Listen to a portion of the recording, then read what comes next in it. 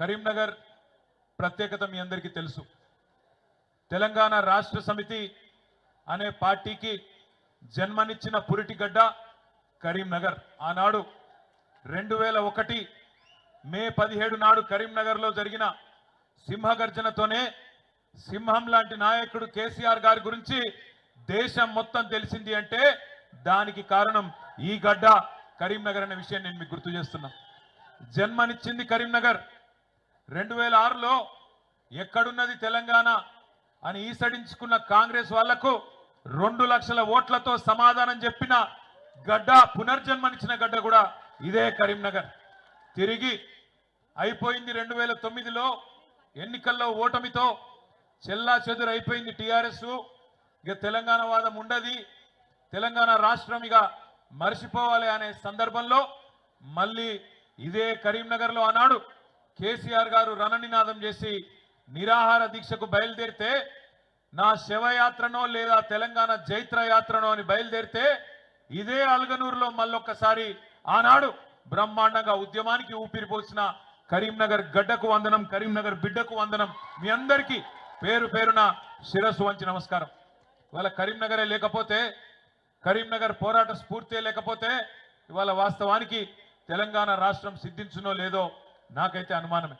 అట్లాంటి ఈ కరీంనగర్లో ఈరోజు నవంబర్ 29 నాడు 15 సంవత్సరాలు కేసీఆర్ గారి ఆమరణ దీక్షకు నిండుతున్న సందర్భంగా నన్ను ఆహ్వానించిన పెద్దలు గౌరవనీయులు గంగుల కమలాకర్ గారికి, రసమై బాలకృష్ణ గారికి, జిల్లా అధ్యక్షులు జీవి రామకృష్ణారావు గారికి హృదయపూర్వకంగా నా ధన్యవాదాలు. మిత్రులందరికీ నాదొకటే విజ్ఞప్తి, ఒకటే ప్రార్థన. మనం ఎటు పోతున్నామో తెలుసుకోవాలంటే, ఎక్కడ ప్రారంభమైనమో కూడా యాద్ చేసుకోవాల్సిన బాధ్యత మనందరి మీద ఉన్నది. పెద్దలు కేసీఆర్ గారు ఒకసారి కాదు 100ల సార్లు చెప్తా ఉంటారు. తాను స్వయంగా పాటలు కూడా రాసిండు. ఎందుకంటే 1948 నుంచి 56 వరకు 8 ఏళ్ళు ఒక ప్రత్యేక రాష్ట్రంగా ఉన్న తెలంగాణ, ఆనాడు పేరు వేరు కావచ్చు, హైదరాబాద్ రాష్ట్రం పేరిట 8 ఏళ్ళు ప్రత్యేక రాష్ట్రంగా ఉన్న తెలంగాణ ఆనాడు ఇష్టం లేని బలవంతపు పెళ్లిలో భాగమై ఒక అమాయకపు పిల్ల పెళ్లి ఒక అతి హుషారైన పిల్లగాంతో జరుగుతుంది అని స్వయంగా ఆనాటి అప్పటి ప్రధానమంత్రి జవహర్లాల్ నెహ్రూ గారు నిజామాబాద్లోని ఖలీల్వాడి మైదానంలో చెప్పిండు. ఆజ్ एक मासूम बच्ची की शादी एक नटखट लड़के के साथ हो रही है.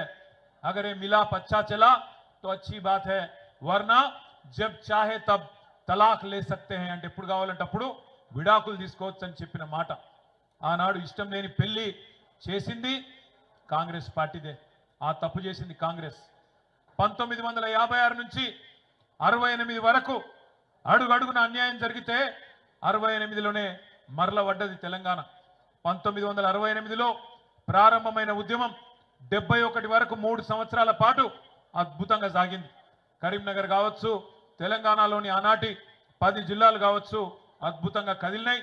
తెలంగాణ పౌరుషాన్ని చాటుతూ 1971 పార్లమెంట్ ఎన్నికల్లో భారతదేశం మొత్తం కాంగ్రెస్ గెలిస్తే ఒక్క తెలంగాణలో మాత్రం 14 పార్లమెంట్ సీట్లలో 11 పార్లమెంట్ సీట్లు ఆనాడు తెలంగాణ ప్రజా సమితి గెలిచి తన గుండెను చీల్చి ఆత్మను ఆవిష్కరించి భారతదేశం మొత్తానికి వినబడేలాగా చెప్పిండ్రు తెలంగాణ ప్రజలు ఆనాడే.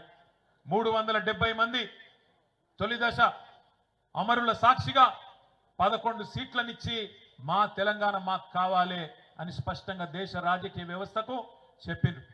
కానీ కర్కశంగా ఇష్టం లేని పెళ్లి చేసిన మొదటి దశ ఉద్యమంలో 370 మందిని కాల్చి చంపిన 11 మందిని ఆనాడు ఎంపీలను తెలంగాణ ప్రజలు గెలిపించిన వాళ్ళని తీసుకుపోయి మళ్ళొక్కసారి తెలంగాణ ప్రజల ఆకాంక్షను బేఖాతరు చేసింది కాంగ్రెస్ పార్టీ.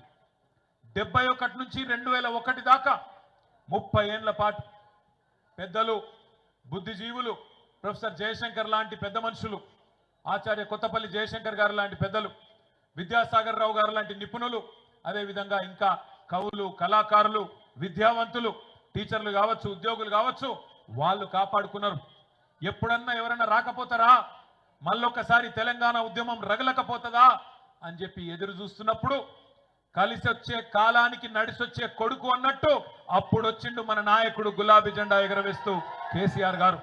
ఇదే కరీంనగర్లో రణనినాదం చేసి సింహగర్జన చేసి తెలంగాణకు తిరిగి మలి దశ ఉద్యమానికి ఒక రాజకీయ రూపాన్ని కల్పించి గులాబీ జెండా ఎగరేసి తెలంగాణ వచ్చుడో కేసీఆర్ సచ్చుడో, మీరు అవసరమైతే నేను కనుక ఉద్యమం నుంచి తప్పుకుంటే రాళ్లతోని కొట్టి చంపే అధికారం మీకు నేను ఇస్తున్నా అని ఆనాడు సింహగర్జనలోనే కరీంనగర్ వేదికగా ప్రకటించిన నాయకుడు కేసీఆర్ గారు. పదవీ త్యాగంతో పార్టీని ప్రారంభించి ప్రాణ త్యాగానికి సిద్ధపడి రాష్ట్రాన్ని సాధించిన మహానాయకుడు తెలంగాణలో కేసీఆర్ గారు మాత్రమే అనే మాట ఒకసారి నేను మీకు గుర్తు చేస్తా ఉన్నా. దయచేసి మిత్రులందరూ నేను కోరేది ఒకటే, ఇవాళ చాలా మంది చాలా మాట్లాడచ్చు. కేసీఆర్ గారు పార్టీ పెట్టినప్పుడు 2001 ఏప్రిల్లో ఎటువంటి పరిస్థితి ఉండనో ఒక్కసారి దయచేసి ఆలోచన చేయవలసిందిగా నేను కోరుతున్నా. ఆ రోజు కేసీఆర్ గారి వయస్సు కేవలం 46-47 ఏళ్ళు, చాలా చిన్న వయస్సు. ఒక రాజకీయ నాయకునికి 46-47 ఏళ్ళ వయసు అంటే అప్పుడప్పుడే ఆయన జీవితం బ్రహ్మాండంగా ప్రారంభమవుతున్న పరిస్థితి. ఇంకొక 20-25 ఏళ్ళు అప్పటికే మంత్రి పదవి, డిప్యూటీ స్పీకర్ పదవి, అన్ని పదవులు చేస్తున్నారు కేసీఆర్ గారు. ఆయనకు నిజంగానే కేవలం రాజకీయాల్లో పదవుల మీద యావ ఉంటే, పదవుల మీద మాత్రమే మోజుంటే ఆ రోజు ఆయన కూడా అప్పుడున్న ముఖ్యమంత్రి గారు ఇచ్చిన బంపర్ ఆఫర్ తీసుకొని మంచి మంత్రి పదవి తీసుకొని చల్లగా ఇంట్లో వండొచ్చు కాంగ్రెస్ వాళ్ళ లెక్క. కానీ అట్లా కాకుండా అన్నిటికీ తెగించి తెలంగాణ నాయకులంటేనే తెలంగాణ ఉద్యమాన్ని పదవుల కోసం తాకట్టు పెడతారనే బదనాం ఏదైతే తెలంగాణ సమాజంలో ఉండేనో దాన్ని దూరం చేయాలని చెప్పి పదవి త్యాగంతోనే ఆనాడు తెలంగాణ రాష్ట్ర సమితి అనే పార్టీని ఆనాడు ఆవిర్భావం రోజే 3 పదవులకు కూడా రాజీనామా చేసిండ్రు కేసీఆర్ గారు. ఆ తర్వాత 14 ఏళ్ల పాటు దెబ్బలు తిన్నాడు, ఎదురు దెబ్బలు తిన్నాడు, అక్కడక్కడ విజయాలు, అక్కడక్కడ అపజయాలు అన్ని కూడా చూసిండు కేసీఆర్ గారు. పాట కూడా రాసిండు తానే స్వయంగా. తెలంగాణ ప్రజల్లో ఒక విశ్వాసాన్ని నింపడానికి సిపాయిల తిరుగుబాటు విఫలం అయ్యిందని అనుకుంటే వచ్చేదా దేశానికి స్వాతంత్రం.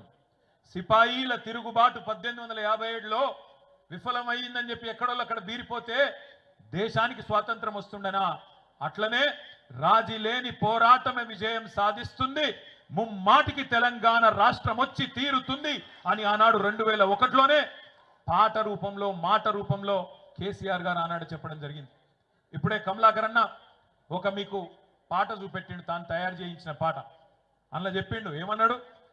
కేసీఆర్ అనేది ఒక పేరు కాదు, కేసీఆర్ అంటే పేరు కాదు, కేసీఆర్ అంటే తెలంగాణ పోరు అనే మాట ఇప్పుడే కమలాకర్ గారు ఏదైతే చెప్పినారో అది అక్షర సత్యం. కేసీఆర్ ప్రతి మాట ఒక తూటా లెక్క వేలింది తెలంగాణ ఉద్యమంలో. 2001 నుంచి 14 దాకా ఒక ఉత్కృష్టమైన ప్రజాస్వామిక ఉద్యమానికి రాజకీయ రూపు కల్పించి తెలంగాణ ప్రజలను ఒక రాజకీయ శక్తిగా మలిచి అద్భుతంగా ఈరోజు తెలంగాణ సాధన జరిగింది అంటే దానికి కారణం ఖచ్చితంగా 3.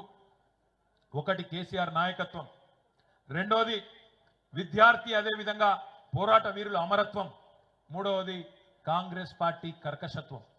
కేసీఆర్ నాయకత్వం, విద్యార్థుల పోరాట వీరుల అమరత్వం, కాంగ్రెస్ కర్కశత్వం, ఈ మూడింటి వల్ల తెలంగాణ ప్రజల్లో ఒక నిప్పు పుట్టి అది ఆర్పలేని నిప్పుగా మారి ఆఖరికి మమ్మల్ని కాల్చేస్తుందేమో అని కాంగ్రెస్ పార్టీ భయపడి ఇయ్యకపోతే ఈపు చింతపండు అవుతుందని చెప్పి అర్థమైనాక ఆనాడు విధి లేక దిగి వచ్చి ఇచ్చింది కాంగ్రెస్ పార్టీ. ఇది వాస్తవం. ఇవాళ ఎవరో ఒక ఆనాడు ఉద్యమంలో అడ్రస్ లేనోడు మాట్లాడుతున్నాడు. ఇవాళ ఆనాడు తెలంగాణ ఉద్యమంలో మన మీదకి తుపాకీ తీసుకొచ్చినోడు ఇవాళ మాట్లాడుతున్నాడు. సోనియమ్మ తెలంగాణ ఇవ్వకపోతే మీరు నాంపల్లి దర్గా కాడ అడుక్క తింటుండే అని మాట్లాడుతున్నాడు. తెలంగాణ ప్రజలను ఉద్దేశించి ఇవాళ గద్దెనెక్కినోడు ఆయన. ఇవాళ అదృష్టవంతుడు, అధికారం ఆయనకు ఉండొచ్చు, అధికారం నీకుండొచ్చు, కానీ తెలంగాణ ప్రజల అభిమానం ఖచ్చితంగా కేసీఆర్ కు ఈ గులాబీ జెండాకే ఉన్నది. ఇది అక్షర సత్యం.